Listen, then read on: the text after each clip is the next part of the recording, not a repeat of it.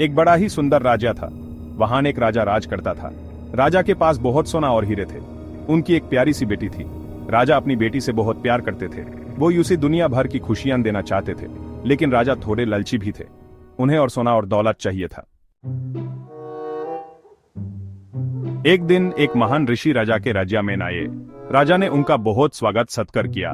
ऋषि राजा से प्रसन्न हुए। उन्होंने राजा से कहा, राजा साहब, मैं तुमसे खुश हूँ, मांगो क्या वर चाहिए। राजा ने सोचा, यह तो बहुत अच्छा मौका है।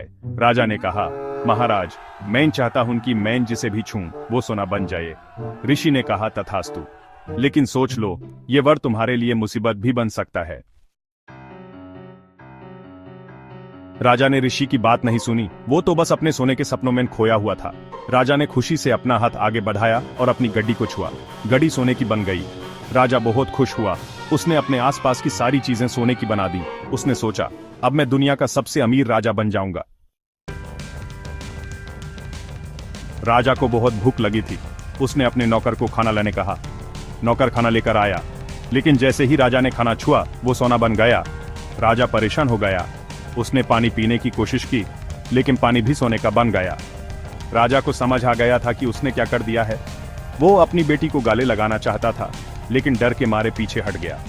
राजा बहुत पछतावा कर रहा था। उसने ऋषि को याद किया और उनसे प्रार्थना की, महाराज, कृपया मेरी भूल क्षमा करें। मुझसे बहुत बड़ी गलती हो गई। कृपया यह वरदान वापस ले लें।